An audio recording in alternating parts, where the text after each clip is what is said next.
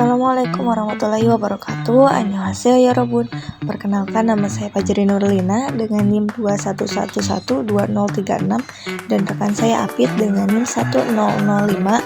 Kami dari program studi bimbingan dan konseling pendidikan Islam STAI Kiai Haji Badruzzaman dan Stitno Al-Farabi Pangandaran diberikan penugasan pada mata kuliah pengembangan diri konselor mengenai presentasi nilai-nilai kehidupan. Langsung saja ke presentasinya ya.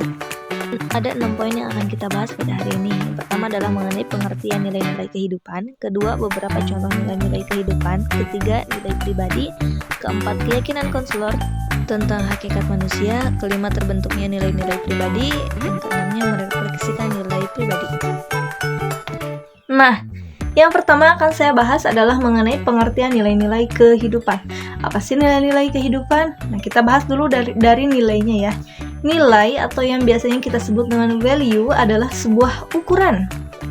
Ukuran yang ada pada diri seseorang tentang suatu sikap, kata, situasi, dan lain sebagainya yang dapat mempengaruhi perilakunya. Nah, nilai-nilai kehidupan adalah suatu norma-norma atau nilai-nilai kehidupan yang sangat mempengaruhi tindakan seseorang. Nah, setiap manusia pastikan ada interaksi dengan manusia lainnya. Jadi, tidak bisa sendiri. Nah, hal inilah yang membuat kita perlu memahami tentang nilai kelompok, masyarakat, negara, dan lain sebagainya yang menyatu dan menjadikannya sebuah nilai kehidupan. Lantas apa saja sih yang dapat mempengaruhi nilai-nilai kehidupan? Di sini saya rangkum ada 5 saja. Yang pertama adalah agama atau ajaran-ajaran agama. Ini biasanya lebih mutlak ya teman-teman. Yang kedua ada norma ataupun kebiasaan yang berlaku dalam sebuah kelompok ataupun komunitas. Yang ketiga ada pendidikan formal dan non-formal. Nah, pendidikan formal dan non-formal ini kan biasanya kalau formal itu kan di sekolah. Jadi kan kebanyakan menanamkan pendidikan karakter. Kalau non-formal kan di pesantren ya, sama juga lebih mengutamakan pendidikan karakter juga ya, supaya dapat sesuai dengan norma apa yang berlaku dalam kehidupan kita sehari-hari gitu. Yang keempat ada interaksi sosial, yang kelimanya ada pengalaman serta wawasan. Baik, contoh-contoh dari nilai kehidupan. Di sini saya memberikan contoh beberapa. Nah, yang pertama ada nilai kekuasaan seperti ingin disegani ataupun ingin mempengaruhi seseorang. Seorang pemimpin kan harus bisa mempengaruhi orang lain ya. Nah, ini contoh dari nilai kekuasaan itu sendiri. Yang selanjutnya adalah nilai keindahan. Ada nilai kesehatan, nilai rasa sejahtera, terus nilai moral, nilai keadilan, nilai kejujuran, terus nilai kebijaksanaan, serta nilai kemandirian. Yang selanjutnya akan saya jelaskan sedikit saja ya mengenai nilai pribadi. Nah, kalau tadi kan kita sudah membahas mengenai nilai-nilai kehidupan yang cakupannya itu sudah lebih luas lagi. Nah, kalau sekarang nilai pribadi itu cakupannya lebih personal value. Menurut halaman etik SAGE menyatakan bahwa nilai diri adalah nilai atau keyakinan yang dianut dalam kehidupan sehari-hari.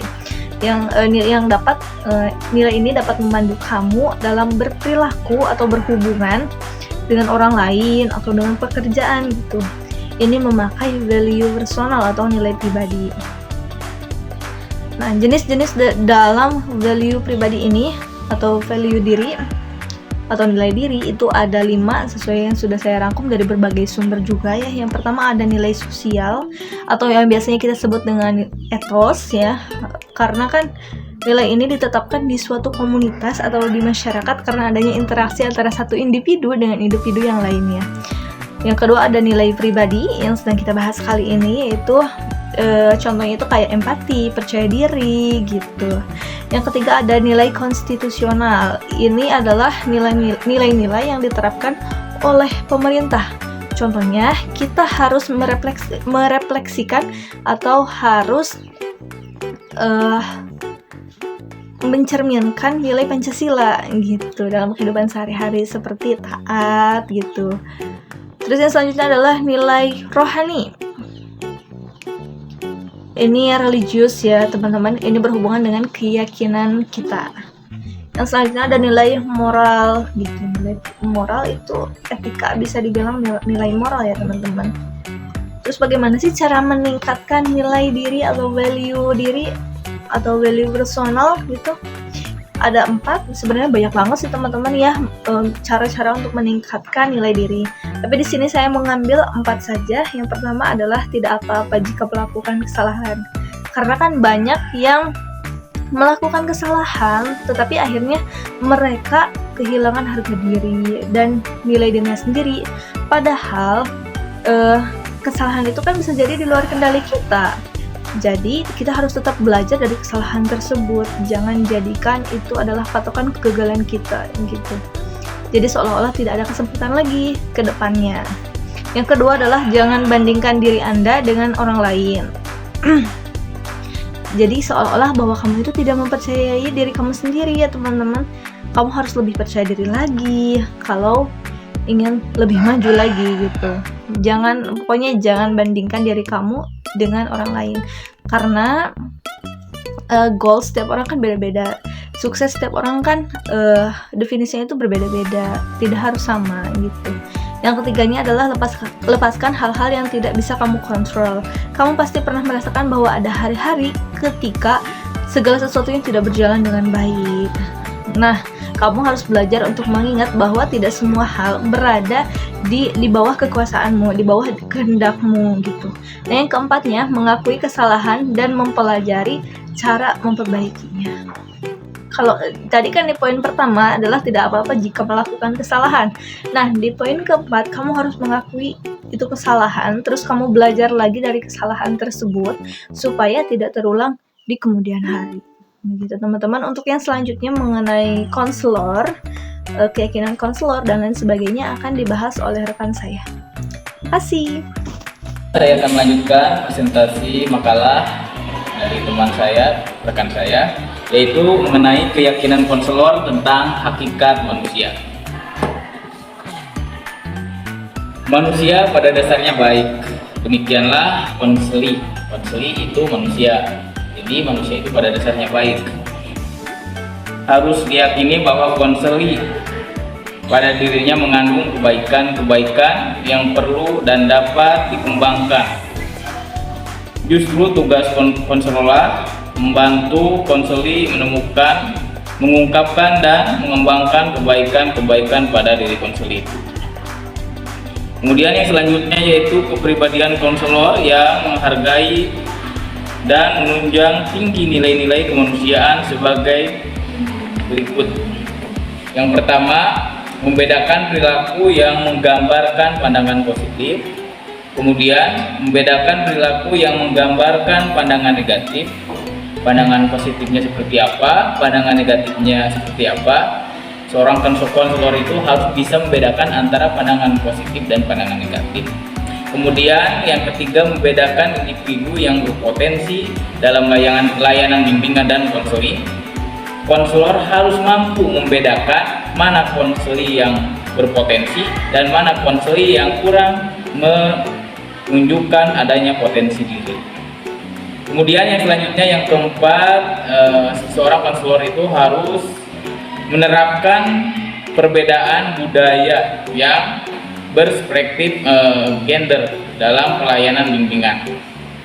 Kemudian yang kelima, menerapkan perbedaan budaya yang berperspektif hak asasi manusia dalam pelayanan bimbingan dan konseling, memiliki pengetahuan dan mengenali hak asasi manusia, bimbingan dan konseling, memiliki pengetahuan dan mengenali hak asasi manusia akan bermanfaat bagi konselor dalam menjalani tugasnya sebagai konselor. Kemudian yang terakhir dari kepribadian konselor itu sendiri yaitu menerapkan perbedaan responsif, perbedaan budaya konselor dengan konseli dalam pelayanan bimbingan dan konseling. Itu tadi semua merupakan bagian dari kepribadian konselor yang menghargai dan menjunjung tinggi nilai-nilai kemanusiaan sebagai yang tadi telah dijelaskan. Kemudian selanjutnya yaitu nilai-nilai pribadi. terbentuknya nilai-nilai pribadi itu sendiri, yang pertama ada ihwal perkembangan individu konseli, kemudian yang kedua citra diri konseli. Kita bahas yang pertama itu ihwal perkembangan individu konseli. Salah satu fokus sorotan untuk memahami individu secara menyeluruh adalah proses perkembangan individu konseli. Dalam hal ini, konselor terbantu oleh keterangan mengenai prinsip-prinsip perkembangan utuh individu. Konselor juga dapat memiliki gambaran kecepatan dan kelembatan perkembangan individu dengan melihat pelaksanaan tugas-tugas perkembangan. Yang kedua, ada citra diri konseli. Citra diri meliputi semua nilai sikap dan keyakinan terhadap diri seseorang dalam berhubungan dengan lingkungan dan merupakan panduan dari sejumlah persepsi yang mempengaruhi dan bahkan menentukan persepsi dan tingkah laku. Para pakar sepakat bahwa citra diri itu berkenaan dengan pandangan seorang terhadap baik tentang fisik maupun psikisnya. Pandangan terhadap diri ini adalah unik sifatnya. Dengan kata lain, ada keikhlasan dari orang-orang dalam citra dirinya secara fisik dan citra dirinya secara psikologis, dan hal demikian ini tidak lepas dari pandangan lingkungan terhadap diri. Satu, konsep refleksi. Refleksi perasaan yaitu keterampilan atau teknik untuk dapat memantulkan perasaan klien sebagai hasil pengamatan terhadap perilaku verbal klien dan nonverbal klien. Contoh yang Anda tampakkan adalah refleksi pikiran, yaitu teknik untuk memantulkan ide pikiran dan pendapat klien sebagai hasil pengamatan terhadap perilaku verbal dan nonverbal klien. Kemudian refleksi pengalaman, yaitu teknik untuk memantulkan pengalaman klien sebagai pengamatan verbal dan nonverbal. Kemudian dari merefleksikan diri, yang selanjutnya, yang kedua itu keterampilan merefleksikan nilai-nilai pribadi konselor.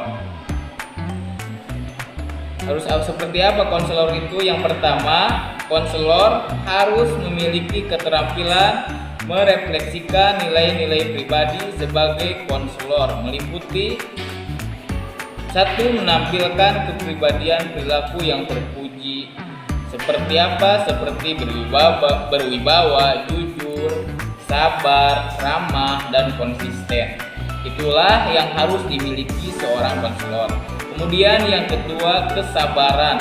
Melalui kesabaran, konselor dalam proses konseling dapat membantu klien dalam mengembangkan dirinya secara alami. Sikap sabar konselor menunjukkan lebih memperhatikan diri klien daripada hasilnya. Konselor yang sabar cenderung menampilkan sikap dan perilaku yang baik. Kemudian yang ketiga, kejujuran. Kejujuran yang dimaksud jujur di sini bahwa konselor itu bersikap transparan, terbuka terhadap seorang kliennya yang membutuhkannya dalam mengatasi sebuah masalah yang dihadapinya. Kemudian yang keempat, adil dan bijaksana. Adil akan melahirkan tawadu atau rendah hati. Yang kelima, ramah dan murah senyum. Kemudian yang keenam, menampilkan emosi yang stabil dan bisa jadi teladan. Jadi konselor itu harus bisa menampilkan emosi yang stabil agar bisa ditiru oleh siswanya ataupun kliennya.